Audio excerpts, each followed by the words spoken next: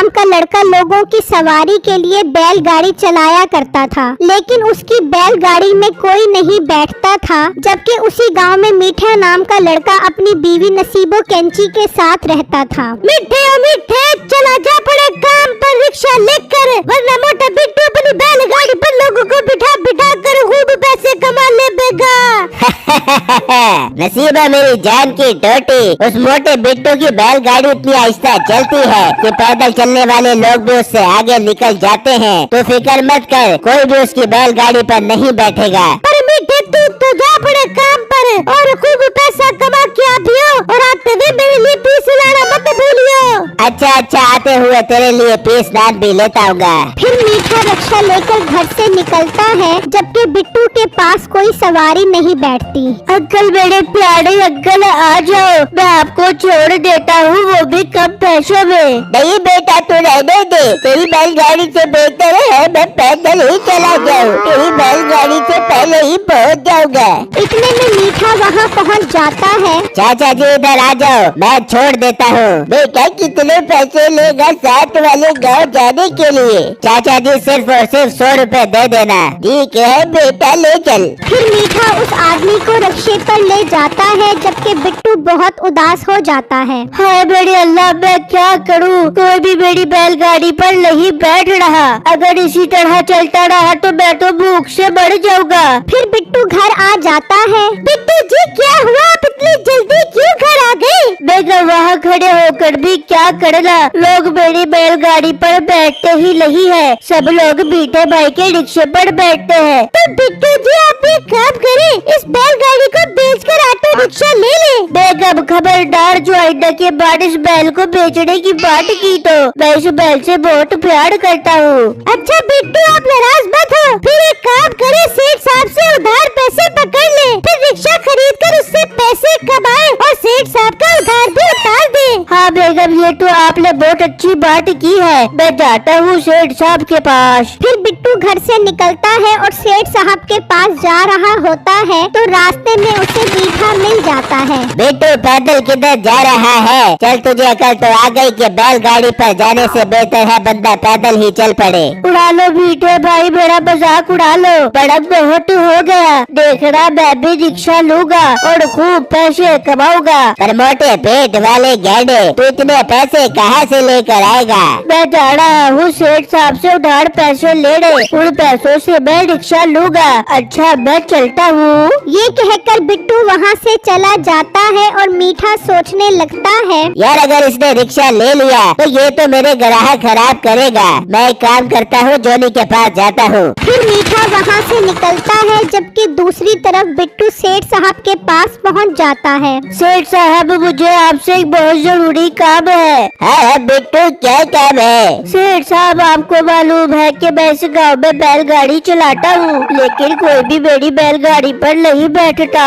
बिट्टू वो सब छोड़ो, काम की बात करो। मेरे पास कैसे आना हुआ? वो सेठ साहब, मुझे आपसे उधार पैसे चाहिए, मैंने उन पैसों से रिक्शा खरीदना है। जबकि मीठा जोनी के पास आता है। जोनी यार, तुझसे काम पड़ गया है, लेकिन वो काम तेरे ही फायदे का है। पर बेटे काम तो बता, क्यों पहेलियां बुझवा रहा है? फिर मीठा उसे सारी बात बताता है। ये सुनकर जॉनी खुश हो जाता है। वाह बेटे, तेरी ये बात सुनकर तो मजा ही आ गया। अब देख मैं उस बिट्टू से कैसे पैसे छीनता हूँ। बस जोनी, तुझसे पैसे छीन कर खुद ही रख ली, ताकि वो मोटा बिट्टू रिक्शा ही न खरीद सके। बेटे तू बेफिक्र हो जा, मैं जाता हूँ अपने दोस्त के साथ उससे पैसे छीनने। फिर जॉनी वहाँ से निकलता है, जबकि सेठ साहब बिट्टू से कुछ शर्तें रखता है। सेठ साहब, मुझे पूरी उम्मीद है इन शर्तों की नौबत नहीं आएगी। मैं आपके पैसे टाइम पर ही दे दिया करूँगा। ठीक है बिट्टू, जाओ मुझे मेरी अलमारी से 1 लाख रुपए लेकर आओ।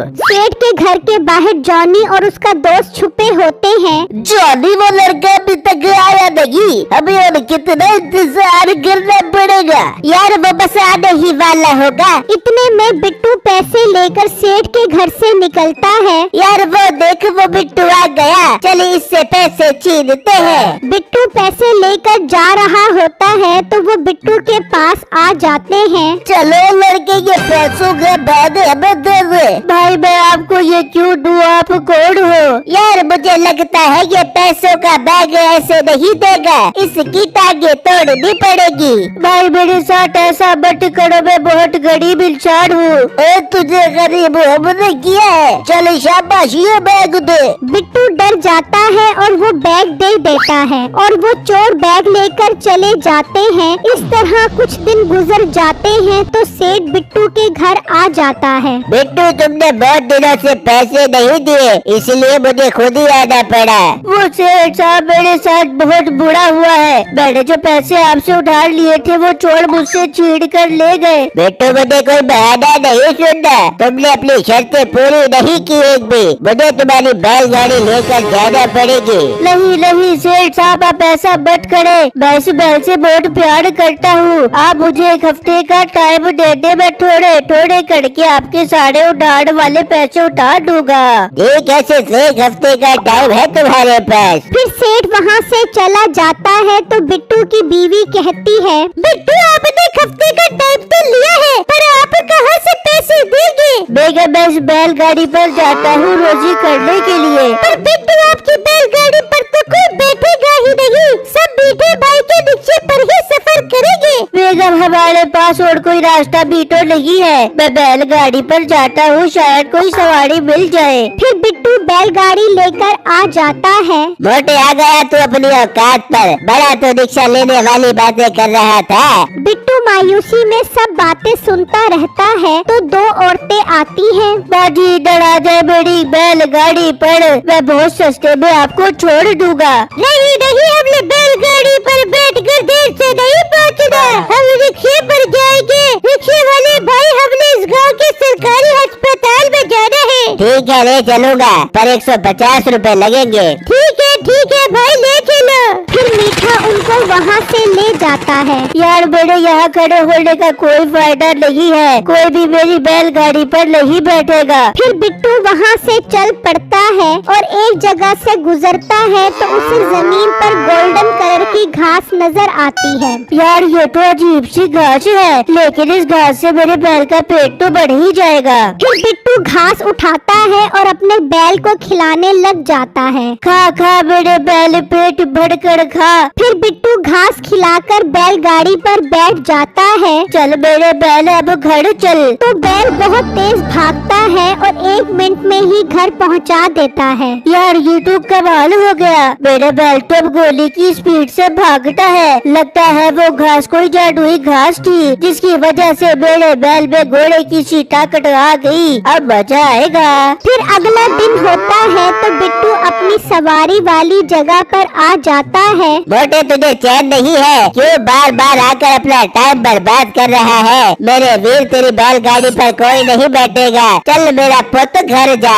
इतने में 2 आदमी मीठे के पास आते हैं। भाई साहब अपने पोस्ट ऑफिस जाना है, कितने पैसे लोगे? 100 रुपए लूंगा एक सवारी के, आप 2 लोग हो 200 रुपए लगेंगे।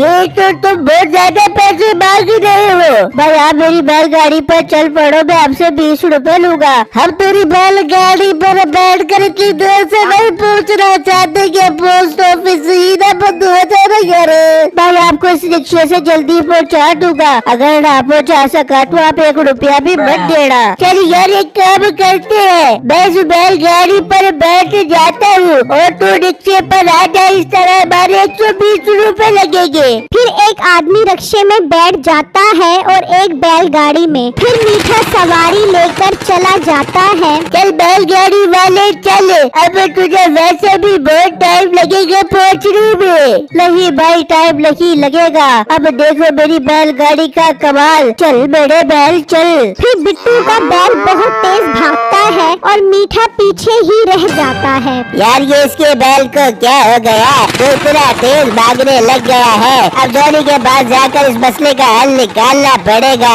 फिर मीठा जॉनी के पास आता है और उसे सारी बातें बताता है। बेटे तू फिक्र क्यों करता है, मैं आज रात ही अपने दोस्त के साथ जाकर उसकी बैल चोरी कर लेता हूँ। फिर रात होती है, जॉनी और उसका दोस्त बिट्टू के घर आते हैं और उसकी बैलगाड़ी पर बैठ जाते हैं। चल बैल निकल यहाँ से। तो बैल बहुत तेज भागता है और भागता भागता सेठ के घर आ जाता है। ओए तुम लोग कौन हो, ये बैलगाड़ी तो बिट्टू की है।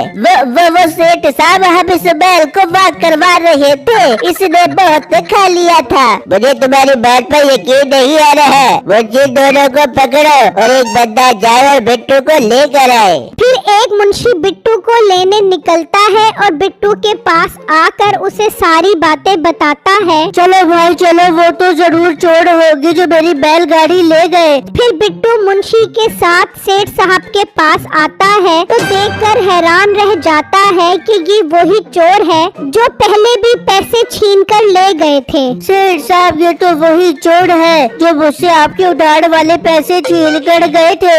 मुंशी चोरों को कुत्तों के आगे फेंक दो, इनकी यही सजा है। नहीं सेठ साहब हम चोर नहीं है, हमने तो मीठे रिक्शे वाले के कहने पर ऐसा किया है। बिट्टू ये सुनकर हैरान रह जाता है। सेठ साहब इस चोरी का असल मुजरिम तो मीठा है, उसे भी आप पकड़ो। बेटो तुम ठीक कह रहे हो, मुंशी जाओ और बेटे को पकड़ कर लेकर आओ। फिर मुंशी वहाँ से निकलता है और मीठे को ले आता है। आजा आजा असली चोर, मुंशी तीनों को कुत्तों के आगे फेंक दो।